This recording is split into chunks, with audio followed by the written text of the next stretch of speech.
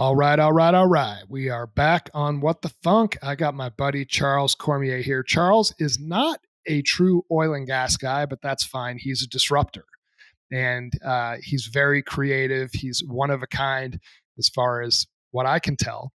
So, Charles, I got to come on your podcast, I think last summer, now returning the favor, having you come on mine. I love your approach. I like your newsletter.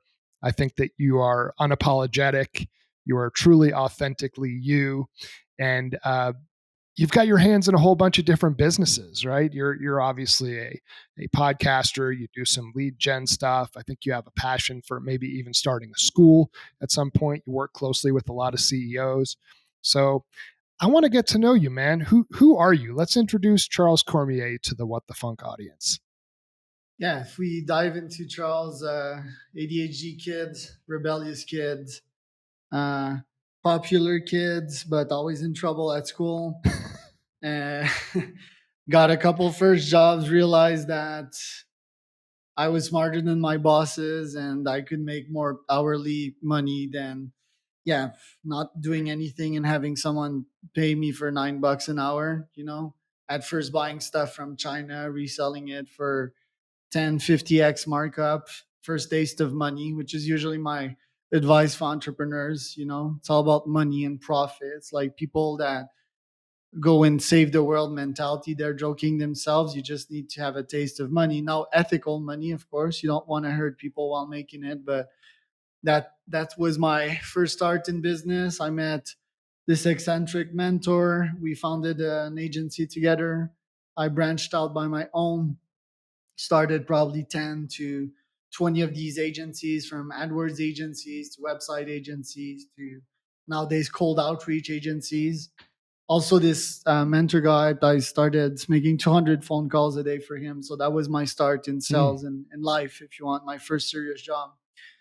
Traveled the world with my wife, founded a bunch of businesses. Nowadays, we're here in Oaxaca. We have 5 dogs. We live in a pretty nice house with nice views everywhere. Ride my motocross and not hoping to die, amongst other things. Where'd you grow up?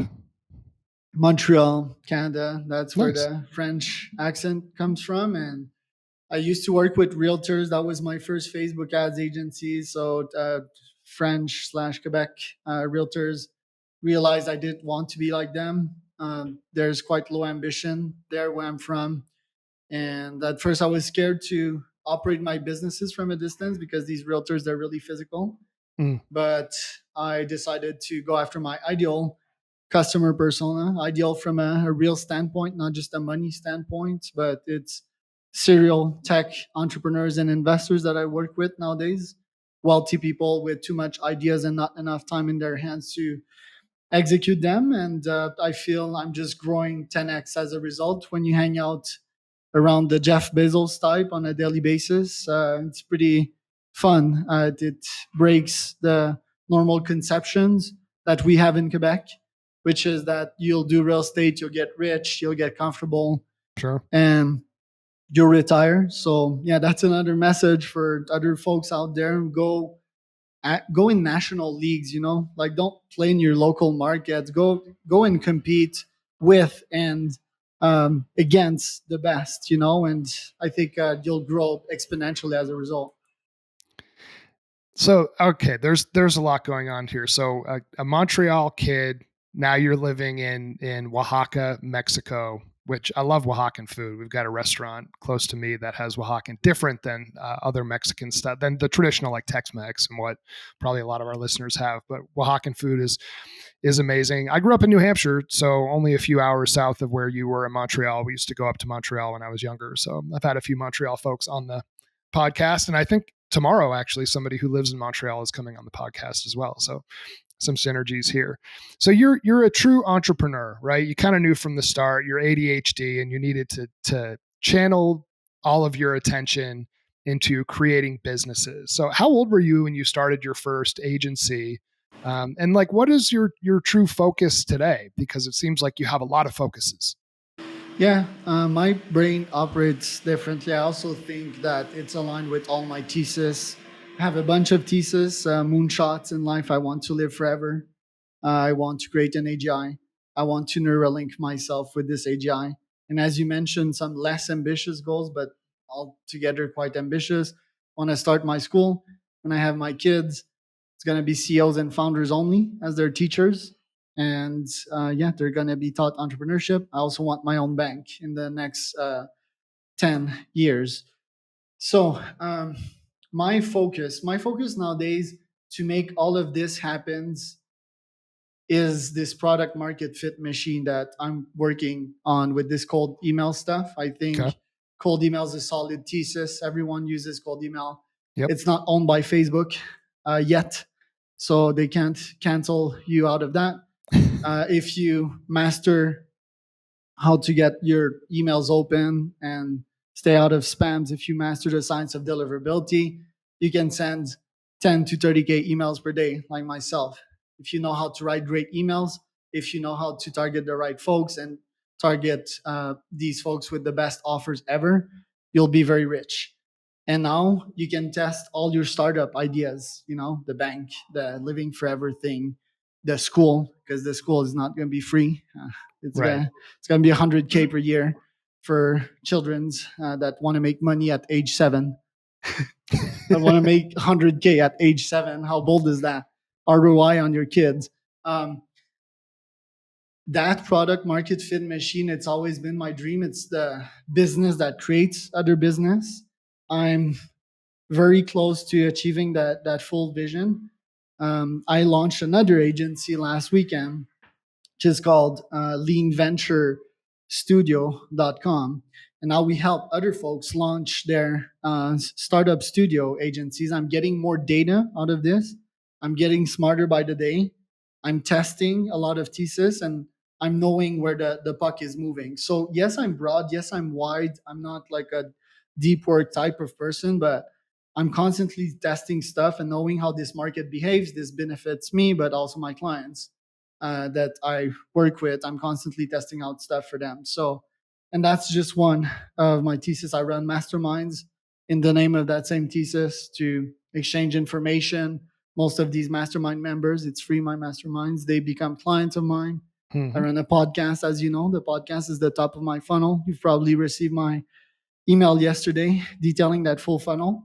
Yep. But yeah, it's a pretty fun life. Also, it's not stressful. It's not like if I'm overthinking everything. Like I said, my brain operates that way. I think yours also operates that way. We talked about addiction last time that Yep.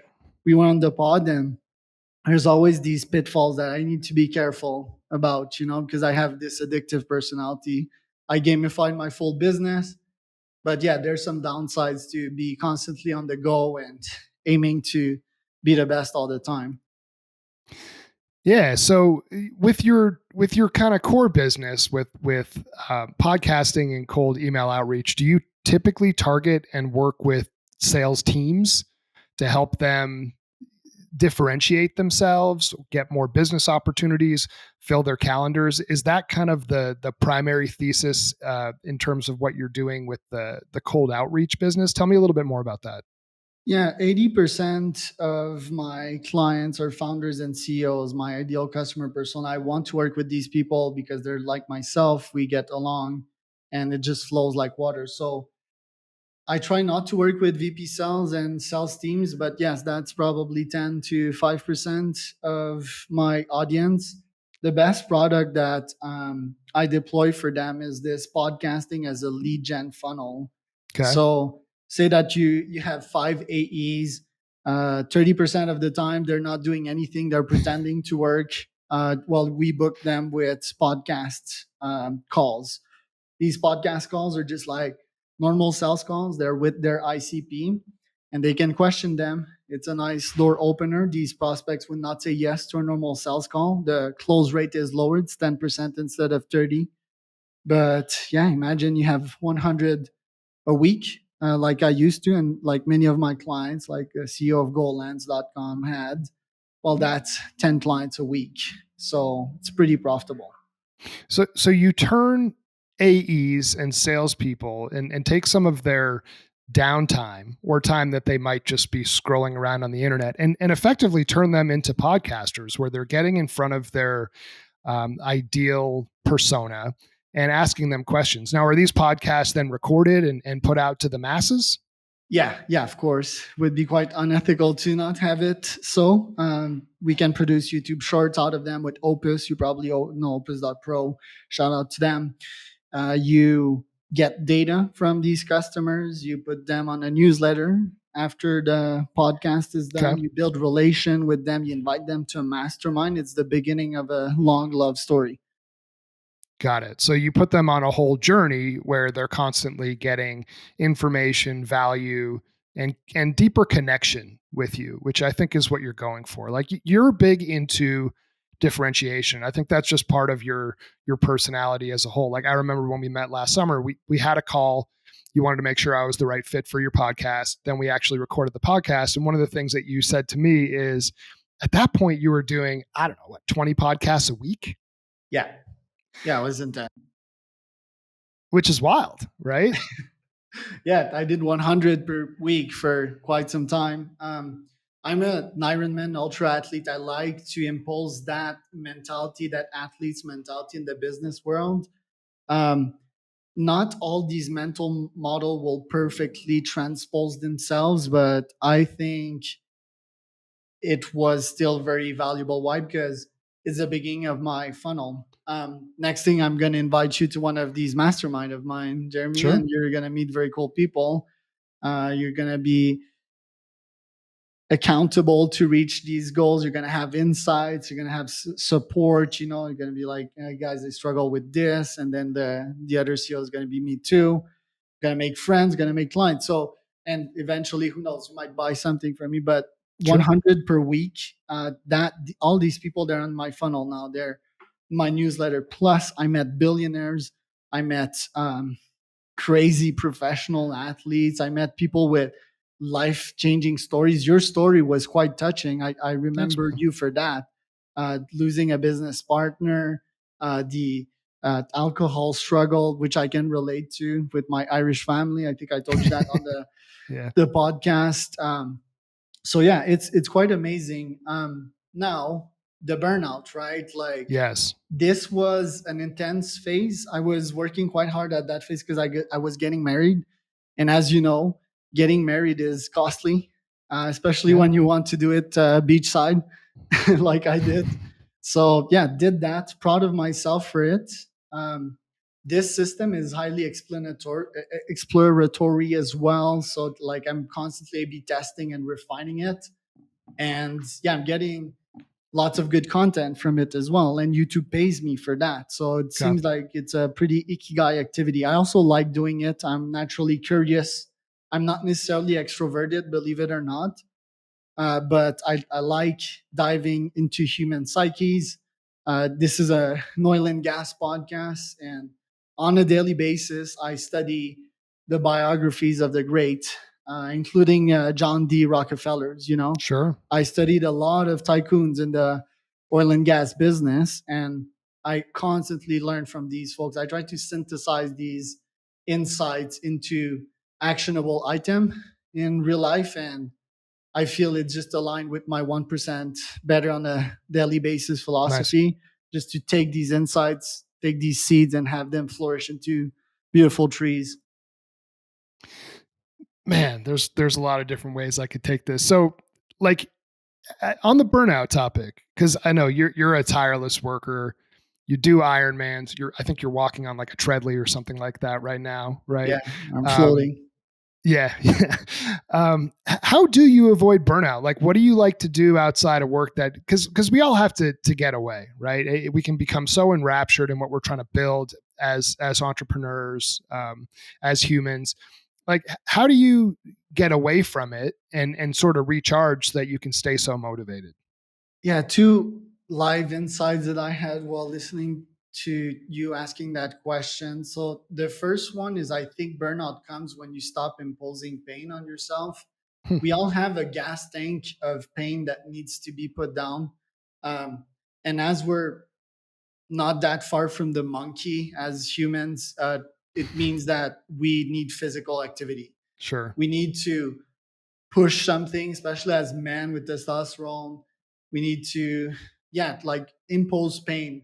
on ourselves. And I think people that don't do that, comes to my second point, are sort of disappointed in themselves, and they're torturing themselves. They're like, yo, you didn't do this.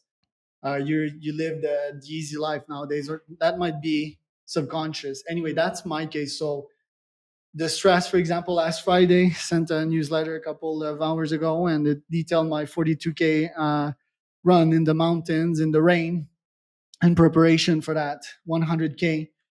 And always when I finish these events, it's the only moment that I ever say that to myself. I say, Charles, I'm incredibly proud of you, Nice. you know?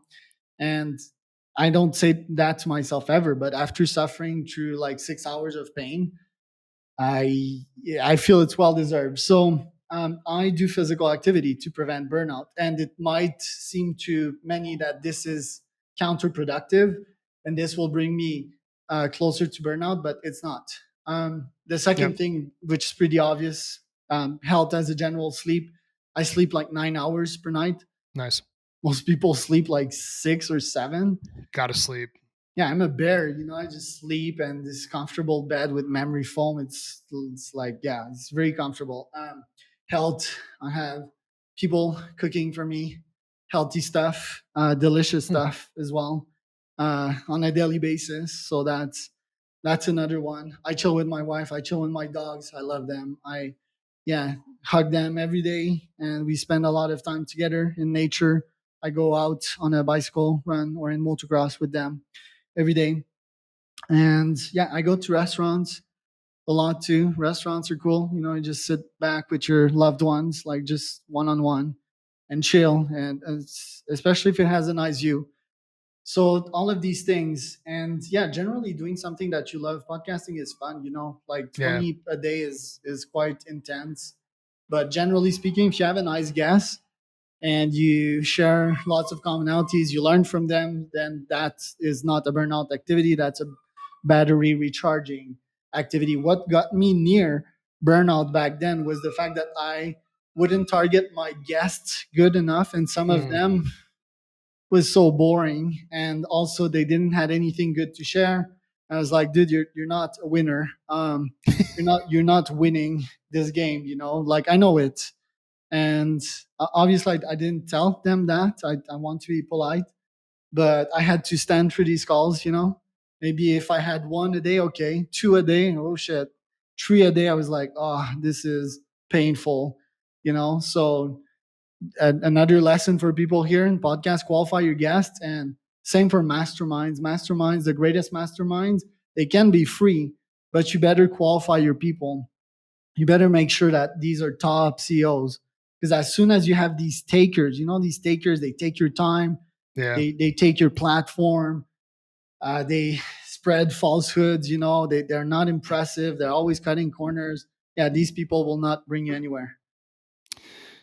Yeah, I mean, I think there's a lot to everything that you're saying, and I would also think, just in terms of, one thing I've observed with you is that you're not afraid of rejection.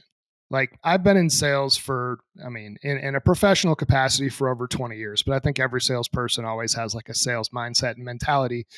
And when I talk to younger professionals that want to get into sales, I state very clearly that you have to be able to bounce back quickly, because there's so much rejection. Like, how does rejection just not phase you? Because if you're helping people with cold outreach, the percentages are going to be extremely low, right? For the people that actually respond, engage, do business, tell you that you're crazy, right? Because your approach is very different, and I find you kind of crazy, but in a good way. Like, how do you deal with rejection?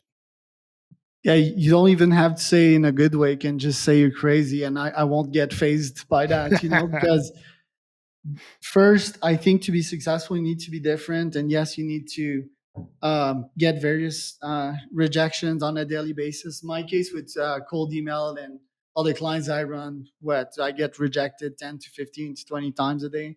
Yeah. Rejecting is probably not the word at this point. How I visualize it nowadays is that they're missing out on an opportunity, which is the truth also, because I have such great offers. Everyone I hang out with, they're winning 10x, 100x. And these are lifetime collaborations that might lead to billions, you know. Mm, So if someone tells me no, they're just closed-minded. Most humans are really closed-minded. Also, that's why rejection hurts them, by the way.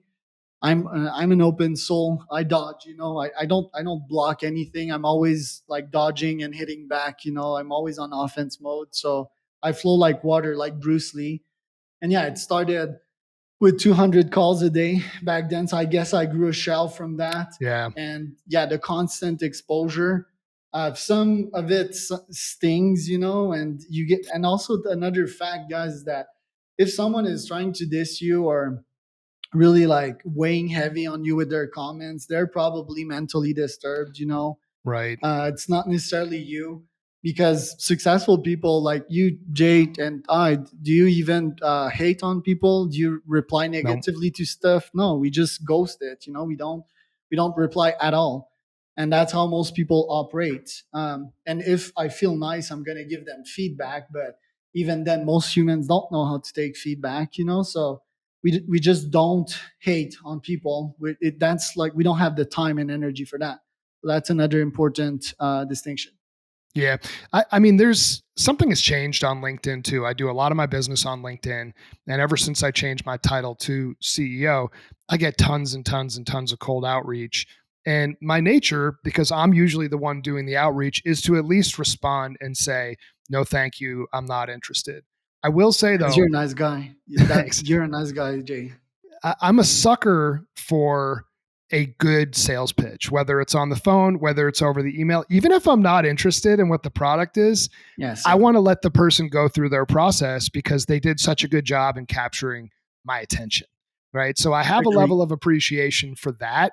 And it's almost like when I see somebody give like a very bland or clearly canned pitch, I'm like, no, like even you may have had something I would have bought or gotten value from, but because of the way that you presented it to me, we can't go forward. Right. So I hope whoever is listening that is in sales, like you got to be unique, you've got to differentiate, and you've got to get to a compelling pitch within the first line, subject, or 10 seconds of a phone call.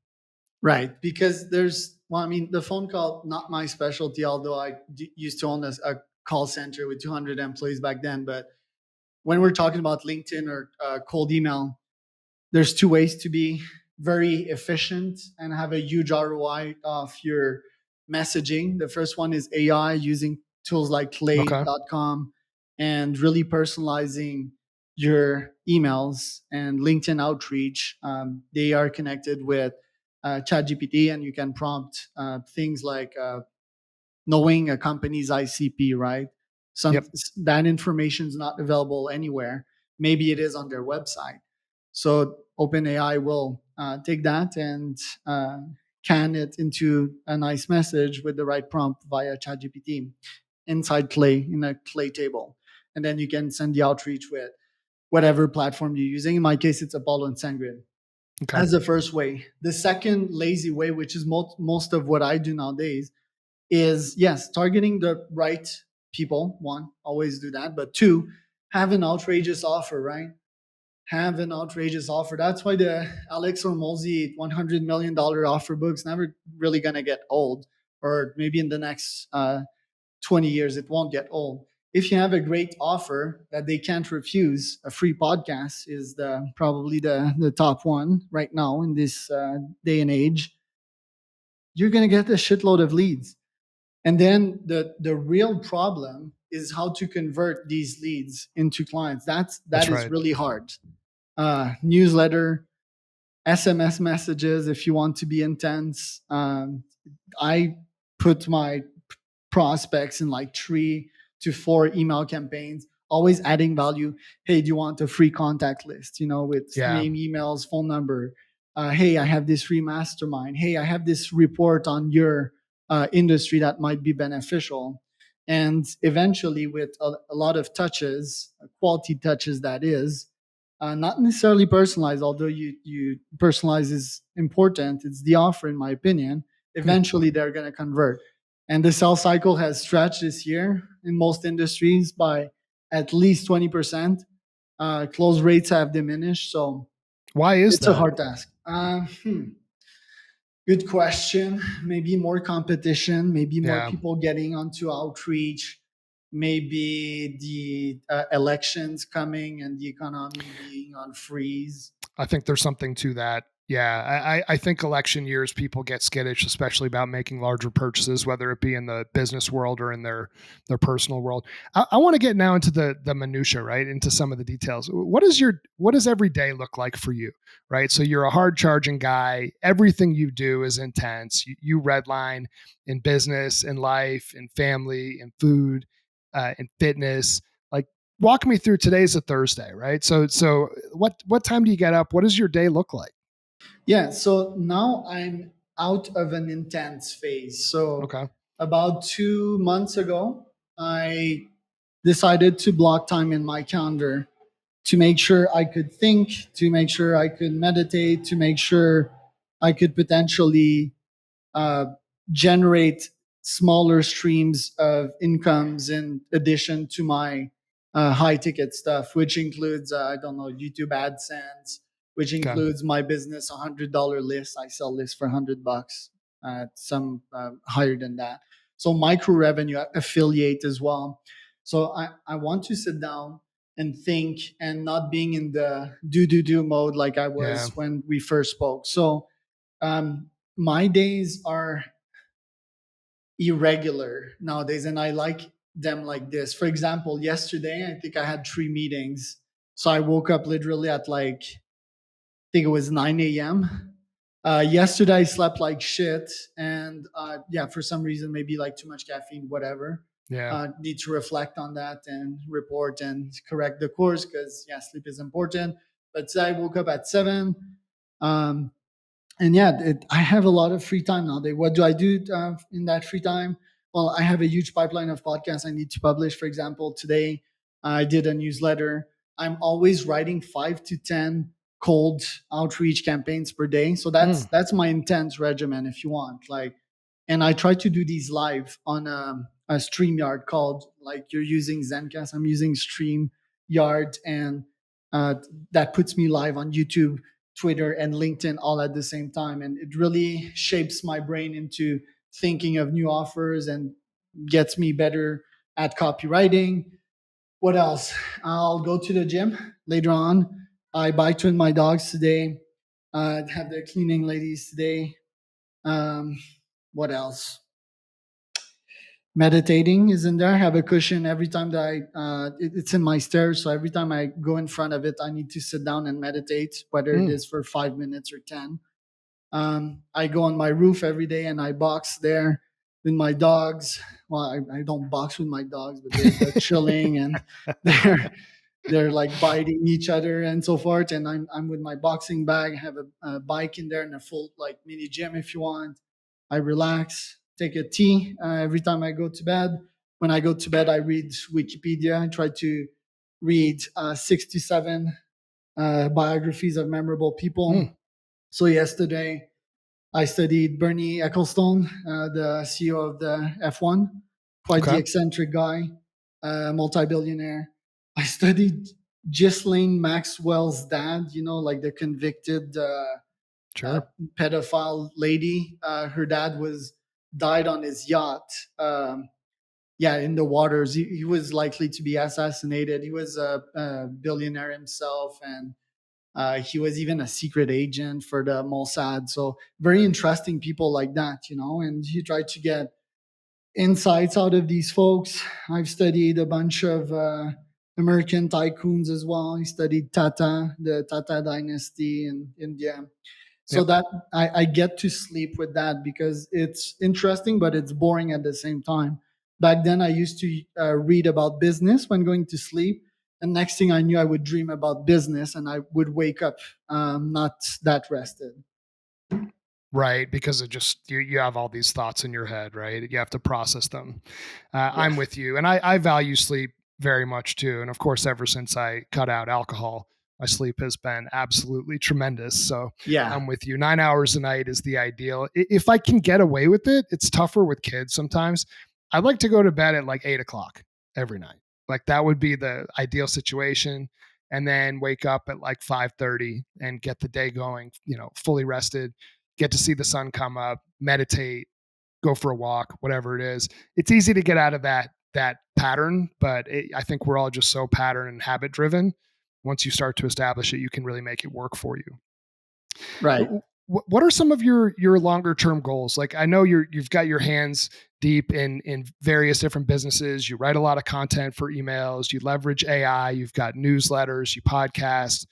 Like longer term, like what do you think when you look at where's Charles Cormier going to be in 5, 10, 20 years?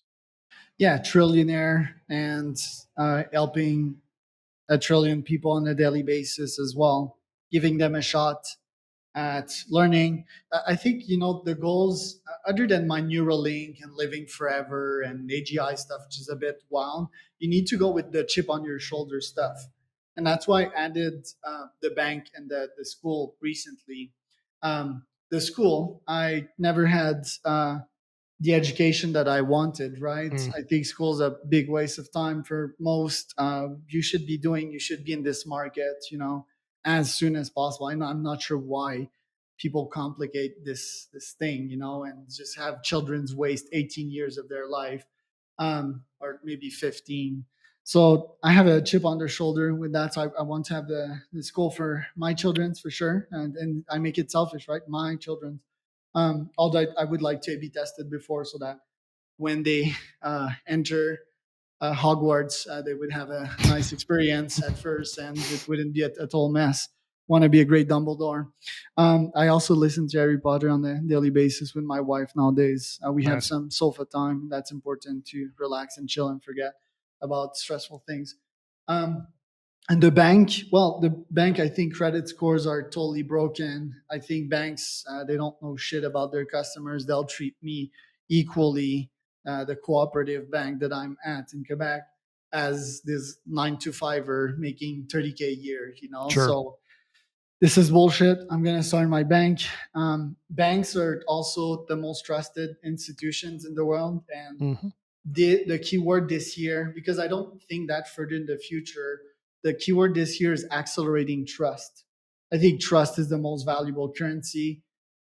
When I say trust to my ICP, and I also don't want the trust of idiots, because a lot of people, they will hear fake news about people and think that this guy's a scammer for whatever reason. I don't give a shit if people think. Some people think that I'm a scammer, for example, but I want the trust of my ICP, my ideal customer persona, and get with them in business, be friends with them, and yeah, make good things at scale. So I want to accelerate trust this year. And the how is the podcast to mastermind to client/friend funnel that I have going. And yeah, ultimately, like if you ask me in life, like what's my ending and my beginning, if you pull out the layers between or under each humans, you'll find love in the end. Mm, Love. That's what I'm about. When you remove the capitalist layer, by the way, which is related with love, could talk about that. Um, I believe that you need to go up there, make the billions and the trillions to disrupt and have the respect of the mm, big boys. VS the woke people nowadays just talking about change, and they haven't done shit in their lives. They're nobodies. They're just stalkers, blah blah blah. All they do is talk. So love. What I want to do in the end is, yeah, help people not feel pleasure and diminish pain. That's not how I'd phrase it, but spread the love, whatever that means. I need to do another ayahuasca trip to know the meaning of that. another. So you've done that before. Yeah, yeah. I do also yearly psilocybin retreats. Okay. These are very helpful. They take, like compacted muscle in the neurons and in the brain, which is sort of like a muscle if you want, and they release the tension, and they generate a lot of insights deeper than our brain is able to produce by itself. It's a portal. It's like meditation you can get in really deep states. I've done these 10-day silent retreats, but with substances and medicinas like these, you can get into that same state in 30 minutes Hmm. and really tap into that power. Fascinating. Yeah, I know that I've never done one, but I have a lot of friends who have done these ayahuasca retreats, and it's almost like I can't get a real explanation of what it is. Like I know I kind of fundamentally get what it looks like, but you go somewhere out in the rainforest, right? You drink something or you take something, and you effectively find yourself and figure out the answers to the universe. Is that right? Is that like a decent Cliff's Notes? I mean, you tell me, what's your experience been like? No, well, to describe it very simply, you have visuals, right, on a daily basis. Like if I say colorful waterfall in Costa Rica, like you just visualize that, Yeah. right? That the brain is a visualization box. So when you do these things, the brain will take memories of yours and form images. But the specific thing with ayahuasca is that it releases trauma and take all Mm, your thoughts and your questions that you had and guide you in some specific direction.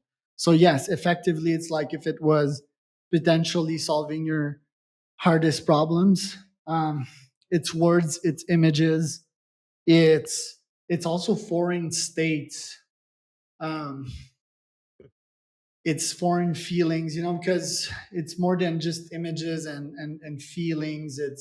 It's some things that we don't have words to describe yet. We will have one day, as soon as we can advance that part of the science. But it's consciousness, and consciousness is really complicated.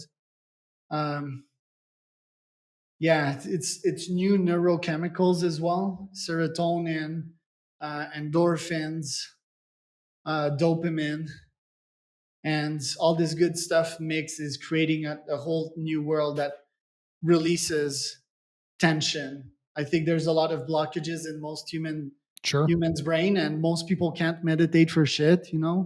So some people need to, yeah. And also the fact that you're in this new environment Mm, with new air, new people, new visuals, that also helps you to get in that frame of mind. And yeah, I do recommend that people go on at least one quest per year, not necessarily in the jungle. Um, and eventually you get experience enough to do things by your own. So yeah, me, I just sit down, take shrooms in a cabin by myself in San Jose Pacifico in Oaxaca, and I get into these really deep meditation states. So one question that I have nowadays, yeah, things are going well business wise, personally, and so forth, but I feel I'm not progressing enough. mm, I'm not yeah. progressing fast enough. And I would go with this intention on my next trip, which might be a peyote trip. It's like these cactus, and hopefully get an answer to that. I think you make a really good point. Like whether it's as an employee, as an evolved human, as an entrepreneur, I think what you just said is a pretty big deal. Like at least speaking for myself, I always sort of had an idea of where I would be at certain phases of my life. And there's been points where I feel like I was on pace, but generally speaking, I feel like I'm behind. And that leads to a very difficult spot where you start to derealize yourself and fundamentally challenge, like, what have I done wrong to put me in this situation? You start to spiral a little bit. And I think that that's extremely dangerous. So it sounds like what you've done is you've leveraged these quests, these retreats, these trips to get rid of that blocker and take a step back and just appreciate in some ways where you are and try to build these new pathways toward the next step, right? Because it's never going to go as planned. Very few people's lives do. Right. And before retreats, another way to get to these insights is through pain again. Mm, So, referring to these long workouts when you are facing yourself in the mirror, and either you're going to bitch out or you're going to stay and get this serotonin reward from like doing the yeah. thing you said you would. I think that's the greatest insight machine for me. That's also a machine that I extensively use, to get to an answer in that question. And then the question also, like you're a podcaster, you're a great question asker. There's an art to asking great question. Is the question even valid? What is progress? And do you need Mm, to work harder to get that? Do you need to work smarter? What does working smarter look like? What would be the outcome of this? Because when I think about this question, is like I have these huge fucking goals, right? Like the Sure. bank, the Trillionaire, man. AGI. Now, I don't know if anyone's ever come on my podcast, 160 episodes or so, and said they want to be a trillionaire, but Yeah, kudos to you. yeah, and then trillionaire. What does that even mean? Is that megalomania right there? Probably is.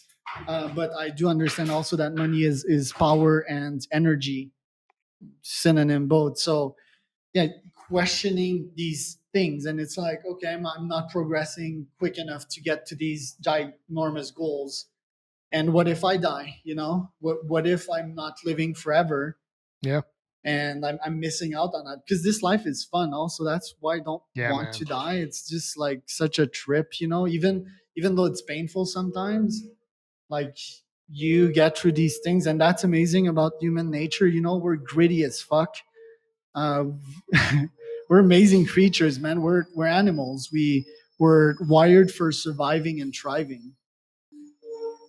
Yeah. Yep. And now I'm sitting in a desk at an office. I need to get outside, man. So, Charles, a couple more questions. Where can people find you? I know you've mentioned kind of a few different websites. Like, what's the easiest way to get a hold of you, learn more about your businesses, possibly have you help them from a sales or outreach or campaign perspective, or just have a conversation?